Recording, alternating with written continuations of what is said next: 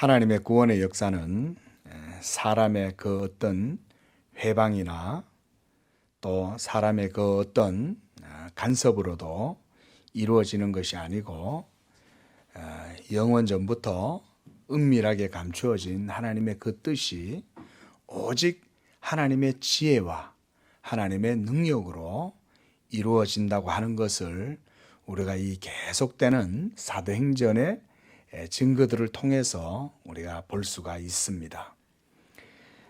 사람이 마음으로 자기의 길을 계획할지라도 그 길을 인도하시는 분은 여호와시다. 이런 말씀이 성경에 있습니다.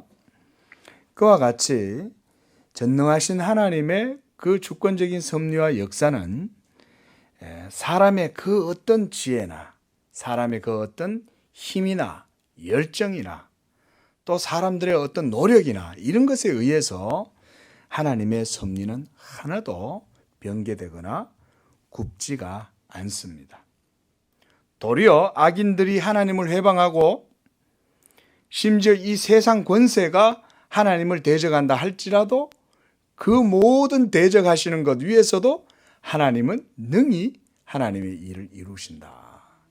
우리가 출애굽의 역사를 보면 애굽의 이 이집트 바로 왕이 이 모세가 전해주는 하나님의 말씀을 안 듣잖아요. 그런데 그때 하나님께서 뭐라고 하냐면 이 바로의 마음을 강팍하게 하셨다 이렇게 말합니다.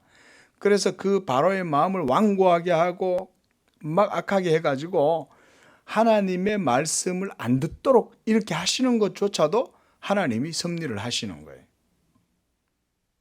그리고 또 어떤 경우에는 하나님께서 적극적으로 역사하셔서 또 사람의 마음을 누그러뜨려 가지고 그렇게 해서 또 하나님의 선한 일들이 이루어지게 하시는 것도 하나님의 섭리예요.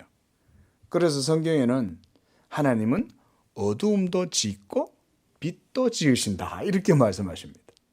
그러니까 우리가 봤을 때 좋은 것만 하나님이 하시는 게 아니라 이 세상의 악인들이 막 승해가지고 형통하고 악인들의 뜻대로 모든 일들이 다 이루어지는 것 같지만 하나님의 섭리와 지혜 이런 것은 그것 위에 있어서 모든 것이 결국은 하나님의 뜻대로 이루어지는 것. 이것이 저는 이 사도행전에서 보여주는 하나의 큰 하나님의 구속의 드라마다 이렇게 말씀을 드립니다. 오늘 우리가 지난주부터 해서 22장과 23장을 지금 계속 보는데 사도 바울의 모든 사역의 그 시기에 항상 이와 같이 바울을 대적하고 복음을 대적하고 교회를 핍박하고 했던 많은 유대인들과 유대 지도자들 또 로마의 그런 관료들이라든가 이런 사람들이 교회와 복음 전도자들을 핍박하고 이렇게 했지만 결과적으로 도리어 그런 어떤 불의한 일들이 도리어 그것이 선으로 바뀌게 되는 이런 역사들을 우리가 계속 보아오는 것입니다. 오늘도 사도 바울은 여러 가지 이제 유대인들에 사로잡혀 가지고 이제 예루살렘에서 이 공회에까지 끌려왔습니다. 그런데 그런 속에서도 하나님께서 이 사도 바울을 도우시고 함께 해주신 거예요. 이제 사도 바울이 이제 공회에 서서 이제 유대인 지도자들, 대제사장과 서기관들과 바리새인들과 그리고 사두개인들 이런 사람들에게 빙 둘러싸여 가지고 그들에게서 이제 신문을 받는 이런 이제 상황이 이제 됐습니다. 그때 사도 바울은요 담대하게 이 공회를 바라보면서 쭉 둘러보는 거예요. 1절에 보니까 바울이 공회를 주목했다. 주목했다는 말은 그냥 막 이렇게 뭔가 위압감에 완전 압도돼 가지고 주눅이 들었다 이런 게 아니라 똑똑히 그 있는 사람들 하나하나를 다 쳐다보는 거예요. 상황을. 그러니까 사도 바울의 그 마음이 얼마나 담대하고 그래서 그 상황이 지금 어떤 상황인가 지금 예의주시하고 있는 거죠. 그러면서 그가 그 둘러싸여 있는 유대인들을 향해서 여러분 형제들아 이렇게 말을 합니다. 오늘까지 나는 범사의 양심을 따라 하나님을 섬겼노라. 지금 많은 사람들이 이 사도 바울을 고발하고 그래서 그를 법정에 세우고 이렇게 하는 이유는 그가 유대 종교에 대해서 이제 반역을 일으키고 그래서 이 유대 종교를 무너뜨리려고 한다. 이런 이제 죄목 때문에 지금 여기 있는 거잖아요. 그런데 그가 지금 뭐라고 하냐면 양심을 따라 나는 하나님을 섬겼다. 이렇게 떳떳하게 자기 얘기를 하는 거예요. 그러면서 우리가 지난주에 봤듯이 사도 바울이 이 유대인들 앞에서 설교를 또 쫙 하잖아요. 근데 그걸 설교할 때 하나님께서 이 모든 복음의 역사를 이루셨다. 이런 얘기를 했거든요. 그러면서 오늘까지 자신은 양심에 거리낌 없이 하나님을 바르게 섬겼다. 이렇게 말하니까 그걸 듣고 있던 대제사장 아나니아라는 사람이 바울 옆에 서 있던 사람들에게 그 입을 치라 이렇게 명하는 거예요. 그러니까 사도 바울이 회칠한 담이여 이런 거예요. 이 위선자야 이 말이죠. 회칠한 담이란 얘기는 이 위선자야. 하나님이 너를 치시리로다. 네가 나를 율법대로 심판한다고 앉아서 율법을 어기고 나를 치라 하느냐. 자, 우리가 뭔가 공소가 제기가 되면 그 제기됐을 때 뭐 우리가 원고와 피고가 있고 그렇죠? 그러면은 그 모든 이제 일어나는 일들을 사리를 다 따져 가지고 이렇게 서로 변론하고 이렇게 해야 되잖아요. 근데 지금 이제 사도 바울이 입을 여니까 아예 그냥 치라 이렇게 대제사장이. 자, 율법으로 심판을 한다면 이렇게 하면 안 되죠. 공정하고 정의롭게 해야 되잖아요. 그러면 변론을 하면 그거에 대해서 들어야 된단 말이죠. 그런데 그냥 입을 열자 말자 그냥 입을 치라고 그러는 거죠. 그 입을 치라고. 이것은 그만큼 지금 그들의 마음이 얼마나 하나님을 대적하고 있는가. 이 악의가 그냥 속에서 충동질을 하고 있는 거죠. 죽이고는 싶은데 이 율법 때문에 죽이지는 못하겠고 겨우 이 공회라고 하는 이 법정 앞에 세워가지고 지금 이제 마녀 심판을 지금 사실 하고 있는 거예요. 굉장히 부당한 지금 처사가 일어나고 있는 거죠. 자, 이렇게 이제 그 제사장을 향해서 도리어 담대하게 사도 바울이 네가 나를 율법대로 심판한다고 앉아서 율법을 어기고 나를 치라 하느냐 이렇게 뭐 조금도 여러분 이 사도 바울이 그죠? 기백이 하나도 이게 줄어들지 않잖아요. 그러니까 이제 사전에 옆에 있던 사람들이 그런 말을 하는 거예요. 야, 당신 지금 하나님의 대제사장을 지금 욕하는 거야? 저 사람 하나님 대제사장이야. 자, 여러분 보세요. 지금 이 상황이 얼마나 불합리합니까? 그렇죠? 억울하죠. 지금 불법을 행하는 사람은 누구예요? 대제사장이 지금 하고 있는데 도리어 대제사장이라고 하는 이 이름 사회적 지위 때문에 옆에 있는 사람들은 사도 바울을 변호하는 게 아니라 대제사장을 편들고 있다. 우리가 여러분 이 세상이 이렇잖아요. 그죠?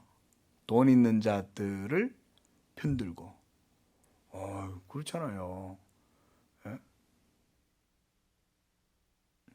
참 하고 싶은 얘기가 많지만 넘어갑니다. 아니 나한테 돈 한 푼도 안 주는데 돈 있는 사람 편들잖아요.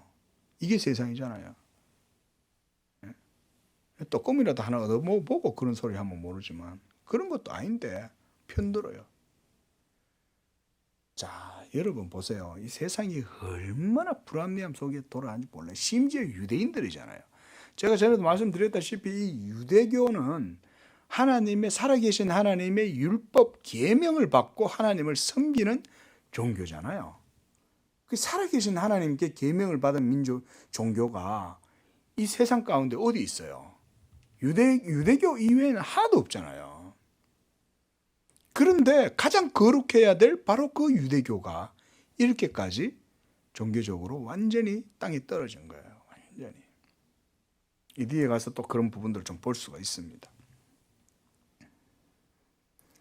자, 여러분 또 한편으로 우리가 생각해 볼 때 자, 지금 사실은 누구의 권위가 더 높아요?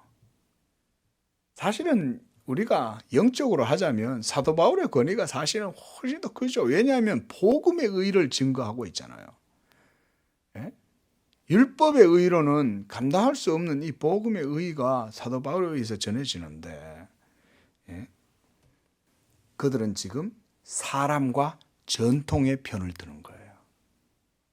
여러분, 신앙생활 하시면서요, 기독교 신앙의 본질을 쫓지 않으면요, 예수 믿는 우리 신약의 성도들도 이런 우를 범할 수 있습니다.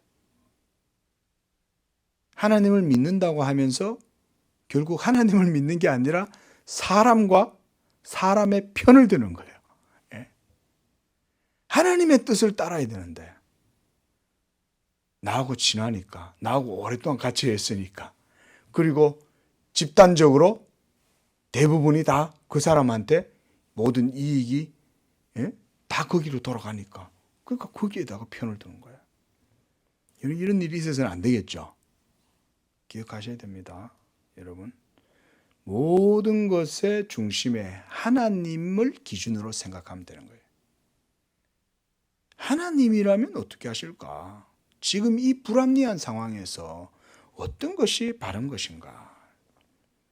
그런데 그때 하나님께서 이 사도 바울에게 지혜를 주시는 거예요. 딱 그런 거예요. 5절에 형제들아, 나는 그가 대제사장인 줄 몰랐네. 이렇게. 여러분, 이거 뭡니까? 진짜 몰랐는 거예요? 아니죠. 사실은 알고 있는데. 그러니까 또 이러니까 어떤 사람이 그래. 사도 바울도 거짓말 하네. 여러분, 이때는 이건 거짓말이라고 하는 게 아니에요. 이 상황에서는. 이건 뭐냐면 사실은 그 앞에서 불법하게 지금 하나님의 율법을 어기고 마음대로 하나님을 제대로 섬기지도 안 하고 그러는 그 대제사장을 향해서 말하자면 비꼬는 거죠. 나는 이 사람에 대해서 성직자다운 모습을 전혀 볼 수 없는데 너희들이 그를 대제사장이라고 하네. 그 말인 거예요. 네? 일종의 이제 비꼬는 거죠. 그러면서 이제 또 그 뒤에 사도 바울도 그래요. 기록하였으되, 이 율법을 인용해 갖고 너희 백성의 관리를 비방하지 말라 그랬는데, 아유, 내가 비방했겠어? 저 사람 대제사장이라며. 나 저 사람 대제사장인 줄 몰랐어. 이러면서 지금 이런 걸 봤을 때 사도 바울이 지금 사실은 굉장히 어떤 논쟁적인 마음을 갖고 있는 거예요. 유대인들한테. 그렇죠? 고분고분하게 지금 그 사람들의 페이스대로 자기가 따라가지 않는 거죠. 쫙 주변에서 둘러보면서 그랬어? 이러면서 지금 이제 굉장히 느긋한 자세로 지금 하고 있습니다. 이렇게 했을 땐 사실은 이제 벌써 천부장하고 백부장들이 사도 바울을 보호하고 있기 때문일 수도 있고요. 무엇보다 이제 그 유대 종교에 이 권위가 완전히 땅에 떨어졌잖아요. 그러니까 그 앞에서 복음을 전하는 전도자의 담대함이다. 저는 그렇게 말해요. 복음만큼 자신 있는 게 어디 있어요? 그렇잖아요. 예수 그리스도의 복음을 가지고 있으면 지금 죽어도 우리가 두려워할 게 어디 있어요? 지금 죽어도. 예?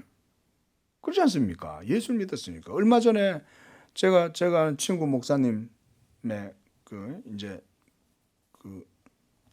장인 어른이 돌아가셨어요. 빙부상이 나가지고. 여기 갔는데 제가 물었어요. 그 어른이 제가 알기로 예전엔 교회를 안 다니시고 예수를 안 믿으신 것 같은데, 그래서 제가 이제 조문을 가서 물어봤어요. 이 어른이 예수 믿었냐? 예배 드리고 성경 말씀도 듣고 예배 드리고 예수님 믿었다는 거예요. 제가 그랬어요. 정말 복된 분이다. 이분이 돌아가실 때까지 정말 힘들게 사시다 돌아가셨어요. 힘들게. 가정 환경이나 상황들이. 그런데 제가 그랬어요. 그러면 어때? 돌아가시기 전에 예수 믿었잖아. 할렐루야. 여러분, 돌아가시기 전에 그 몇 년 세월이지만은 예수를 믿고 그렇게 해서 세상 사람들이 알아주지 않는 쓸쓸하게 가을 낙엽처럼 그렇게 돌아가셨어도 그가 예수를 믿었으면 여러분 온 우주에서 가장 복된 사람이에요. 그게 바로 우리 그리스도인들입니다. 여러분, 사도 바울 마음속에 이러한 하나님의 복음에 대한 이 담대한 확신이 있기 때문에 여러분 사도 바울의 일생을 우리가 알잖아요. 그가 얼마나 많이 몰매를 맞고 돌팔매를 당하고 그죠? 퇴장을 맞고 핍박과 조롱과 욕을 먹고 얼마나 많이 고생했습니까? 그래도 사도 바울의 가슴에 뜨거운 심장은 이 예수 그리스도 이 십자가의 이 복음이 있었기 때문에 그는 그 어떤 환경과 역경 속에서도 담대할 수가 있었다. 우리 성도님들 그런 신앙 가질 수 있기를 바랍니다. 어떤 상황도 사망이나 기품이나 하늘의 천사들이나 그 어떤 것도 그리스도 예수 안에 있는 하나님의 사랑에서 예수 믿는 사람을 끊을 수가 없어요. 그러니까 사도 바울은 이렇게 담대한 거예요. 담대하니까 거짓된 종교적 지도자들과 거짓된 영적 권위를 향해서 때로는 조롱할 수도 있는 거예요. 여러분 뭘 그렇게 조롱하냐? 아니요. 여러분 진리는요, 어떤 사람 그래요. 진리를 가지고 있는 사람이 점잖해야지, 교양미 있어야지. 물론 그래요. 상식적이고 교양미 있어야 돼요. 그런데 여러분 거짓 진리에 대항해 가지고는요 그렇게 하면 안 됩니다. 우리 성도님들 그걸 분명히 아셔야 돼요. 교양 있고 매너 있고요, 품이 있고 격식이 있는 거 좋습니다. 그런데 그게 진리의 문제일 때는 절대로 여러분 내 품위 생각하면 안 돼요. 내 인격 생각하면 안 돼요. 진리에 대해 가지고는요 정말 왜냐하면 그 진리 때문에 내가 구원받잖아요. 그죠? 그 진리 때문에 내가 구원받는데, 그리고 무엇보다 그 진리로 말미암아 구원받은 사람들은 가장 중요하게 생각하는 게 바로 하나님의 영광이에요. 하나님의 영광이 진리를 해방자하는 사람들로 인해 가지고 이 해방을 받는다면 여러분 그거 그냥 그렇게 눈 뜨고 그냥 품위 있게 그냥 가만히 그래요? 이러고 있을 수가 없죠. 강력하게 변증하고, 물론 뭐 불법이나 이런 건 안 되죠. 진리를 변증한다면서 불법이나 또는 폭행이나 이런 건 안 돼요. 그러함에도 불구하고 강력하게 항변해야 돼요. 그래서는 안 돼요. 자, 이래서 사도 바울이 둘러보니까, 가만히 보니까 이제 그 안에 바리새인도 있고 사두개인도 있고 또 여러 이제 유대 이제 뭐 이런 사람도 있는 거죠. 그 여기서는 이제 바리새인과 사두개인이 대표적으로 이제 두 파예요. 그래서 이제 사도 바울이 6절에 공회에서 이제 외치는 거예요. 여러분 형제들아, 나는 바리새인이요. 이러는 거예요. 그러니까 이제 거기 모여 있던 사두개파하고 바리새파들은 서로 앙숙이에요. 서로 앙숙. 예? 신학적으로도 틀려요. 예? 바리새파들은 말하자면 오늘날 우리나라의 정치 지형도로 치면은 이제 보수, 말하자면 극보수. 사두개파 사람들은 이제 좌파. 말하자면 이제 그쪽 세계에서는 그런 거예요. 서로 이제 평상시에 안 좋을 거 아니에요, 관계가. 그런데 둘 다 지금 예수 복음을 핍박하고 하는 거에 있어 가지고는 둘이 지금 막 완전 하나가 된 거예요. 그러니까 사도 바울이 쭉 보다가 이제 그런 거예요. 나 바리새인이야. 이러니까 갑자기 바리새파 쪽에서 뭐 저는 바리새인이야? 아니 이럴 수가, 이러면서 막 그러고 있었겠죠. 근데 그때 그러는 거야. 나는 바리새인의 아들이고 죽은 자의 소망 곧 부활로 내가 신문을 받는 거다. 이렇게 말한 거예요. 이 맞는 말이에요? 틀린 말이에요? 맞는 말이죠. 죽은 자의 부활에 대해서 내가 지금 여 끌려 나와가 내가 지금 이렇게 고초를 당하고 있어. 자, 7절에 보니까 그 말을 한즉 바리새인과 사두개인 사이에 다툼이 생겨서 무리가 나뉘어졌다 그랬습니다. 그래서 사두개인은 왜냐? 8절에 보면 설명을 해놨죠. 누가가. 사두개인들은, 사두개파는 부활도 부정하고 천사도 부정하고 영도 부정해요. 한마디로 이 사람들은 고대의 그 이집트 철학이라든가 그 헬라 철학이라든가 이런 데 이제 물들어 가지고 한마디로 정통 유대교 종교의 신앙을 떠난 거예요. 이 사람들은 그냥 허울만 유대인이고 허울만 뭐 이렇게 유대교 복장을 했지만 그 정신 속에는 완전히 이제 헬라 철학이라든가 이런 거에 그냥 이제 물들어 있는 사람들이죠. 그러니까 이제 서로 평상시에 이것 갖고 논쟁을 했단 말이에요. 우리는 부활이 있다, 우리는 천사가 있다, 우리는 영이 있다. 근데 야, 부활이 어디 있냐? 죽으면 끝이지. 예? 또 천사는 어디 있어? 눈에 보이지도 않는데. 또 영이 어디 있어? 다 보이는 게 다지. 여러분, 이런 사상이 여러분 유물론이잖아요. 이게 유물론이잖아요. 이런 게. 눈에 보이는 게 다가 유물론이거든요. 그럼 유물론 세계가 어떻게 역사 변증법적으로 이루어지느냐 이런 얘기를 하는 게 이제 마르크스라든가 레닌이라든가 뭐 이런 사람들이 이제 그런 얘기를 하는 거예요. 베버라든가. 자, 어쨌건 간에 이렇게 되니까 이제 서로 이제 나뉘어진 거예요. 그래서 9절에 보니까 크게 떠들었다. 바리새인 편에서 몇 서기관이 일어나서 막 다투면서 이제는 심증적으로 이제 사도 바울의 이제 편을 들어주는 거예요. 그러면서 누군가 일어나서 이렇게 말했어요. 우리가 이 사람을 보니 악한 것이 없다. 악한 것이 없죠. 폭력을 행사한 것도 아니고. 그러면서 지금 이 사람 바리새파로서 이 사람은 뭐 부활과 영생과 소망과 뭐 이런 것에 대해서 얘기를 하잖아요. 그러니까 이제 저들끼리 이제 패단이 나누어져 가지고 이 사두개파를 반대하느라고 지금 또 사도 바울 편을 드는 거예요. 그 악한 것이 없다. 혹 영이나 혹 천사가 그에게 이런 진리에 대해서 얘기를 했다면, 이 도에 대해서 얘기한 거라면 어떻게 하겠냐. 그러니까 또 사두개파 쪽에서는 또 야단이 나겠죠. 무슨 소리를 하는 거야. 또 부활이 어디 있어. 무슨 그런 소리 하냐 이러면서 막 서로 이제 사도 바울을 놔두고 옥신각신 그러고 있는 거죠.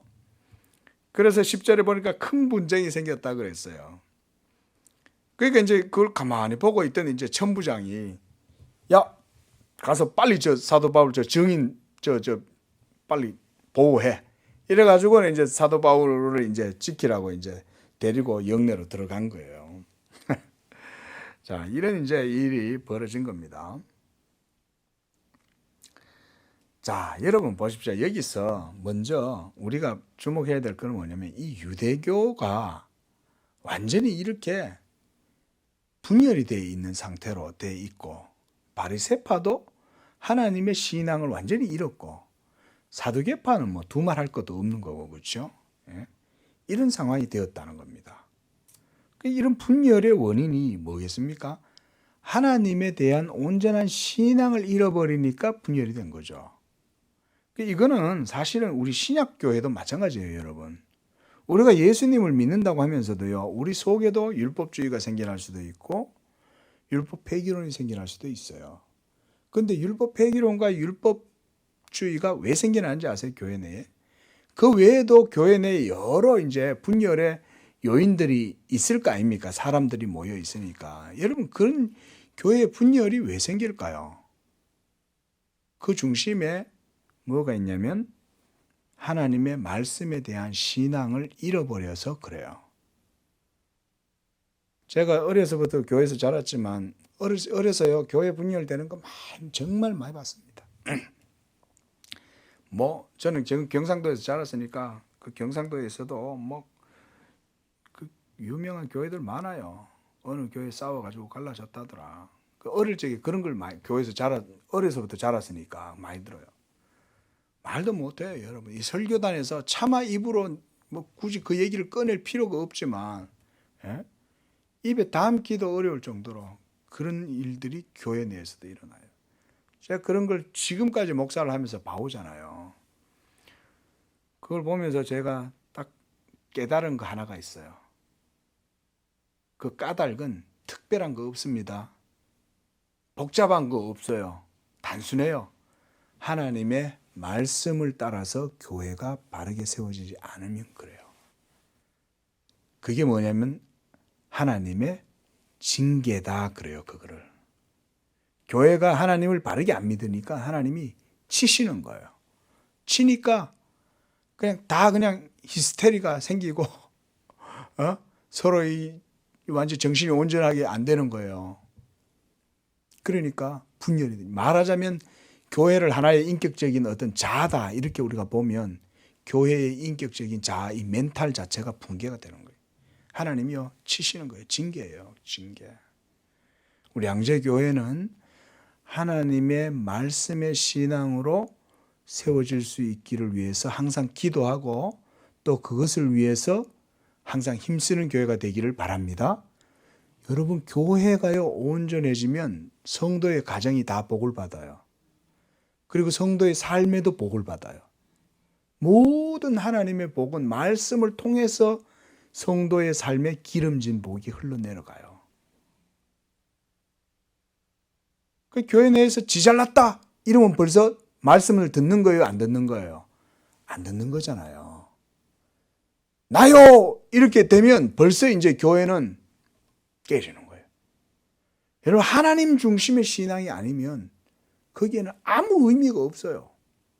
내가 나서갖고 내가 막 서갖고 그렇던 게 그게 무슨 의미가 있냐 이거죠. 교회가 하나님의 말씀 중심으로 견고하게 세워지고 그것으로 하나님께 영광 돌리는 것으로 만족하고 말이죠. 이래야 그게 진짜 교회지. 우리가 이런 걸 볼 때요, 신약 교회도 저 유대교의 이런 잘못된 점들을요 우리가 막 손가락질 할 게 아닌 거예요.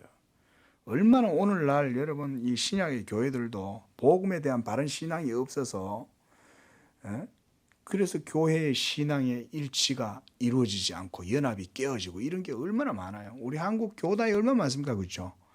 또 교단 내에 또 막 군소교단이 또 나뉘어지고 말이죠. 이런 일들이.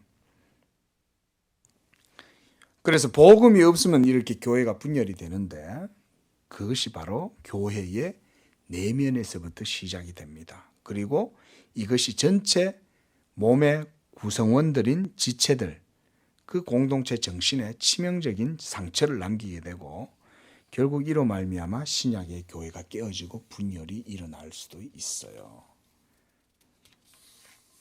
자, 그러나 여러분 우리가 그럴지라도 우리가 이 말씀에서 또 한 가지 봐야 될 게 뭐냐면 그렇게 유대교가 구약 시대에는 하나님의 교회였잖아요. 이 교회가 완전히 정신을 다 잃어버리고 상실하고 완전히 하나님께 대한 신앙을 잃어버리고 있는 상태였지만 하나님은 자기의 교회를 지켜주신 거죠.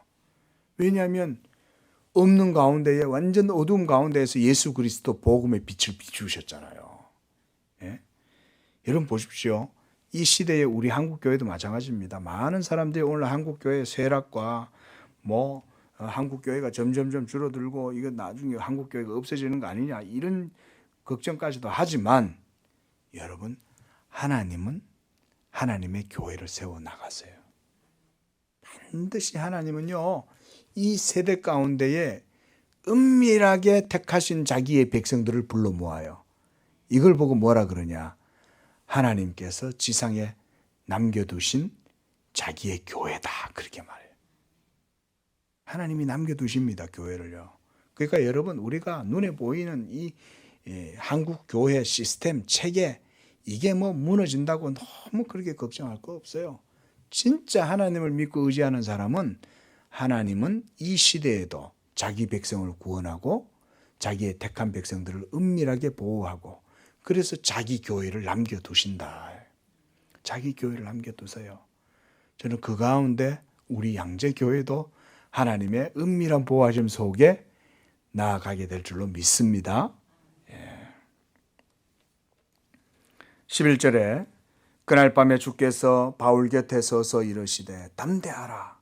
네가 예루살렘에서 나의 일을 증언한 것 같이 로마에서도 증언하여야 하리라. 여러분 보세요. 주님이 바울과 멀리 있었던 게 아닌 거예요. 주님은 항상 바울과 같이 계셨던 거예요.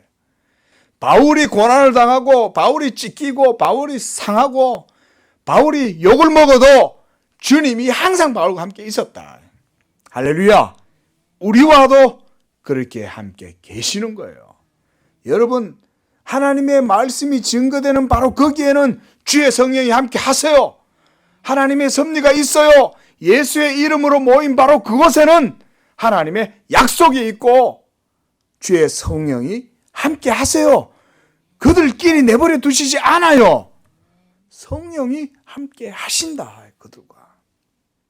이렇게 주님께서 사도 바울에게 담대하라고 힘을 주시는 거예요. 이 말을 저는 이렇게 봐요. 야, 너 지금 잘하고 있어. 지금까지 한 것처럼 계속 담대해. 더 힘내. 그래서 예루살렘에서 네가 그렇게 한 것처럼 로마에 가서도 그렇게 해야 된다. 여러분, 여기에서 사도 바울이 왜 로마를 가고 서바나로 스페인까지 가려고 했냐? 여러분, 그건 주님의 뜻인 것을 사도 바울이 알았기 때문에 그런 거예요. 바울의 열정도 있었지만 무엇보다 주님이 사도 바울로 하여금 로마에 가서 복음 전하기를 원하셨던 거예요. 여러분 보세요. 여기에서 우리가 다니엘서에서 나오는 큰 여러분 금신상 꿈 같은 거 있죠. 이거 우리가 여러 해석들이 있을 수 있지만요. 이거는 시대의 역사를 하나님이 다니엘을 통해서 보여주시는 겁니다. 처음에는 그 한 큰 신상이 있는데 보니까 머리는 금으로 되었고 어깨는 은으로 되었고 거긴 동으로 되었고 그 허벅지 밑으로는 또 철로 되어 있고 또 그 밑으로는 철과 흙이 또 섞여져 있고 이런 것들이 이제 나오거든요. 여러분, 이거는 뭐냐면 장차 그리스도의 나라가 이루어지는 그 과정 속에서의 역사의 과정을 보여주는 거예요.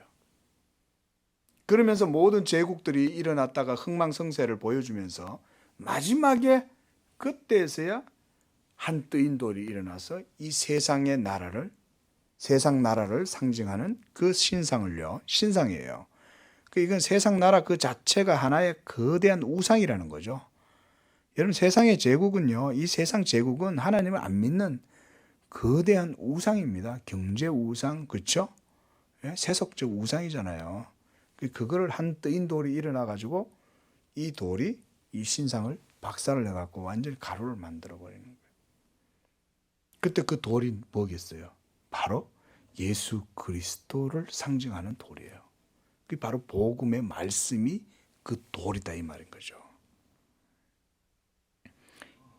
여러분, 이렇게 하나님께서요, 이 로마 시대에 바로 그 발은 한쪽은 일부는 흙이고 일부는 철이고 이제 이런 거죠. 그게 약하다는 거예요. 그때 예수 그리스도가 등장하시는데 바로 로마 시대에 예수 그리스도가 탄생하시잖아요. 그리고 이 로마 시대에 복음의 이 포문이 열려가지고 온 세계로 복음이 전파되잖아요. 그때 하나님이 섭리하셔가지고 이 로마를 통해서 전 세계에 복음이 전해지게 하시는 거예요. 모든 세계는 로마로, 로마는 세계로 모두 다 뻗어나가잖아요. 여러분, 로마 중심에서부터 온 세계로 이 전차길이 다 뻗어져 있잖아요. 그럼 로마가 정복하는 그 모든 곳에 복음이 전해지면 어떻게 되겠어요? 복음이 자동적으로 로마가 지배하는 모든 지역으로 다 뻗어나가겠죠. 여러분, 하나님께서 그렇게 역사하신 거예요.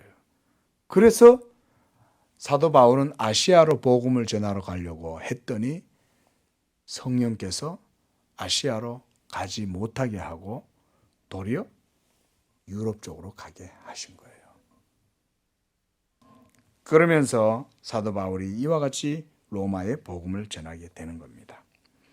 자, 이렇게 해서 사도 바울이 이제 하나님께로부터 큰 담대한 또 힘을 얻은 겁니다. 여러분, 이렇게 하나님이 모든 과정 속에 하신다. 저는요, 사역자로서 참 그래도 늘 부족하고 연약함이 많지만 하나님이 이와 같이 역사하실 거라는 것에 대한 기대감을 가지고 있어요. 우리 모두 다 이런 믿음 가지시기를 바랍니다. 하나님의 일은 누가 하세요? 하나님이 하세요. 우리는 그저 요만해도 또 요만하도 또 이만해도 그저 하나님이 그 크기에 맞게 적당히 다 쓰시는 거예요. 하나님이. 할렐루야. 영광 돌리시길 바랍니다. 내 믿음이 작아도 하나님은 나를 쓰시고 내 믿음이 커도 하나님이 나를 쓰시고 모든 일은 다 하나님이 하신다. 이게 여러분, 우리가 하나님 주권과 하나님의 섭리를 인정하는 솔리데오 글로리아, 오직 하나님께만 영광이다 그러는 거예요. 여기서 왜 오직이라 그러냐? 하나님 이외엔 없기 때문에 오직 그러는 거죠. 우리가 뭘 하는 것 같아도 그것도 전부 다 하나님 하시는 거예요. 누군가 나에 대해서 부정적인 어떤 일을 해도 그조차도 다 하나님의 섭리 속에서는 합력하여 선을 이루는 줄로 믿습니다. 네? 그래서 우리가 합력하여 선을 이룬다 그 얘기를 하는 거예요. 지금 당장 안 좋은 일이 생기면 그것 때문에 하나님 앞에 불평하고 좀 좋은 일 생기면 하나님 앞에 감사하고 이렇게 일비해가 안 된다 이 말이죠. 좀 나쁜 일이 생기는 것 같아도 그거조차도 하나님의 의를 이루는데 하나님이 섭리하신다. 여러분, 예수 믿는 사람들의 길은 특별히 그래요. 우리 예수 믿는 사람들은 힘들고 어려운 일이 있어도 그거조차도 예수 믿는 사람들에게는 의미가 있는 거예요. 세상 사람들은 안 그래요. 버림받은 사람들, 하나님을 믿지 아니하고 그저 자기의 육체의 욕심을 따라서 육의 욕망을 쫓아서 하는 사람들 하나님 그냥 내버려 두시는 거예요. 그들이 당하는 그 일은요 의미가 없어요. 그저 그들이 잘못해서 죄악 가운데 그냥 스스로 자기 스스로 자기 죄를 밥 말아 먹는 거예요. 그냥 그거는. 그러나 예수 믿는 사람들이 당하는 고난과 아픔이나 때때로 막 여러 가지 내가 예상하지 못한 어려운 일을 당해도 그 자체가 벌써 그거는요 이 하나님을 믿지 않는 사람들이 당하는 고난과 틀린 거예요, 여러분. 왜냐하면 모든 성도의 길은 하나님의 섭리와 인도하심 속에 있기 때문에 믿으시기 바랍니다. 이거요 굉장히 중요한 교리입니다, 여러분. 자, 이렇게 해서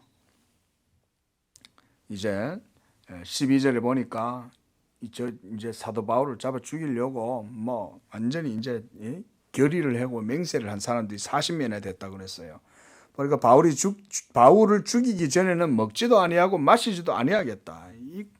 이 광분에 휩싸여 갖고 마귀의 충동을 받고 그렇게 해서 지금 뭐 그것 때문에 동맹을 한 거죠. 여러분, 지금도 유대인들이요. 요즘 예수 믿는 유대인들 있습니다. 예수 믿는 유대인들 중에도 예수 믿는 분들이 있습니다. 지금요. 그래가지고 얼마 전에 한번 다큐멘터리 이렇게 한번 봤어요. 그들을 다루는 그걸 봤는데 분위기가요. 이 사도행전하고 비슷해요. 분위기가. 그리고 진짜 광야에서 예수 믿는 사람 한 사람이 있고 예수 안 믿는 사람 5명 있으면요. 아무도 안 보면 진짜 죽일 정도로 그렇게 미워해요. 지금도. 참 그걸 보면 그때 당시 그러니까 지금도 그런데 그때는 어떻게 했냐 이거죠. 그러니까 이 사람들이 이렇게 자 이렇게 하면서 그들은 또 무슨 관계를 쓰냐. 대제사장들한테 가는 거예요, 여러분. 가서 대제사장과 장로, 지도자들이죠. 그래서 이렇게 말해요. 우리가 바울을 죽이기 전에는 아무것도 먹지 않기로 맹세했다. 참 여러분, 이 맹세를 하나님 앞에서 하나님의 영광을 위한, 하나님의 진리와 의를 위한 맹세라면 우리가 할 수 있겠지만 이렇게 허탄한 일에 그죠 맹세를 한다는 걸 봤을 때 이 유대인들이 얼마나 헛된 열심에 사로잡혀 있는가를 알 수가 있죠. 그래서 이렇게 말해요. 이제 너희는 그의 사실을 더 자세히 물어보려는 척하면서 공회와 함께 천부장한테 바울을 다시 이리로 데리고 오도록 해라. 이렇게 시키는 거예요. 유대인들이. 그러니까 이 대제사장과 장로들도 찬성을 했겠죠. 그렇게 해 그럼. 이렇게 지금요. 예수님을 십자가에 못 박아 죽일 때뿐만 아니라 사도 바울을 잡아 죽이려고도 이렇게 지금 협잡들을 하고 있는 거예요. 이 가장 거룩하고 경건해야 될 유대 종교 지도자들이 말려야죠. 그 재판석에서 그게 안 되면 그거 해가지고 변론을 하고 이렇게 해갖고 바르게 해야 되지. 암살을 하겠다는 걸 갖다 허락을 해준 날이. 자, 이때 하나님의 섭리 가운데 16절에 바울의 생질, 바울의 조카예요. 그렇죠? 바울의 조카가 그들이 매복해 있다 함을 듣고 영내에 들어가서 사도 바울에게 알립니다. 그랬더니 사도 바울이 백부장을 청해서 천부장에게로 그 청년이 이제 인도하도록 해서 이제 이 사실을 그들의 이제 이 획책하는 일들을 이제 고발을 한 거예요. 그래서 이제 그 내용들, 유대인들이 사도 바울을 죽이려고 하는 이런 관계를 이제 천부장에게 보고를 합니다. 그래서 22절에 보니까 천부장이 이 청년을 보내면서 야, 이거 너 나한테 와가지고 이 얘기했던 거 아무한테도 얘기하지 마 이러면서 이제 기밀을 유지시키는 거죠. 이제 보호하는 거죠. 이제 그러면서 이제 백부장을 불러서 밤에 이제 거의 한 이 정도면 제 3시 정도 된다 그러면 한 9시 정도, 지금 시간 정도 돼요. 그래서 불러서 막 군병들을 딱 준비합니다. 여러분, 이 하나님께서 이렇게 하시는 거예요. 복음이 로마에 전해지도록 하기 위해서 이 유대인들의 관계와 충동을 하나님은 선하게 이용하신다. 모든 것은 하나님의 선하신 뜻 가운데 이루어진다. 우리가 이걸 기억하셔야 돼요. 이게 진짜 믿음이에요, 여러분. 그 얼마나 많은지 한번 봅시다. 가이사라까지 갈 보병 200명, 그다음 기병 70, 그다음 창병 200명. 와, 총 몇 명? 거의 뭐 500명 가까운 이 군대가 사도 바울 하나를 데리고 가는 거예요. 이 여러분, 이렇게 하나님께서 참 섭리를 하시는 겁니다. 그러면서 이 총독이 이 천부장이 이제 그 벨릭스에게 이제 편지를 보냅니다. 그러면서 이 사람이 유대인들에게 이제 27절부터 잡혀 죽게 된 것을 내가 로마 사람인 줄 들어 알고 군대를 거느리고 가서 구원했다. 이런 거는 이제 뭐냐면 자기 이제 공치사 하는 거예요. 내가 이 사람 로마인이라서 내가 지켜줬습니다. 이제 그 얘기 하는 거죠. 왜냐하면 이 천부장은 로마의 시민권을 가지고 있지만 돈을 주고 산 사람이잖아요. 그러니까 사실은 로마의 정부에 이제 아부하는 사람이죠, 이 사람은. 그러면서 자기가 굉장한 또 이렇게 이제 천부장의 지위를 누리고 있으니까, 그러면서 이제 로마 시민을 구했다 이래 되면 이제 자기한테 이제 저게 되는 거죠. 좋은 이제 자기한테 인사 고가에 반영되겠죠, 그렇죠? 자, 그렇게 해서 이제 그 편지를 벨릭스에게 이제 보냅니다. 그래서 그 보니까 28절에 유대인들이 무슨 일로 그를 고발하는지 알고자 하여 그를 공회로 데려갔더니 고발하는 것은 율법 문제에 관한 것뿐이고 한 가지도 죽이거나 결박할 사유가 없음을 발견하였나이다. 그러나 이 사람을 해하려는 관계가 있다고 누가 알려주기로 당신께 보내고 또 고발하는 사람들도 당신 앞에서 그에 대해서 변론하라 하였나이다. 이렇게 이제 편지를 보내서 호송을 하는 거예요, 이 사도 바울을. 그러면서 이제 보병이 명을 받은 대로 밤에 바울을 데리고 안디바드리에 이르러 이튿날 기병으로 바울을 호송하고 영내로 돌아가니라.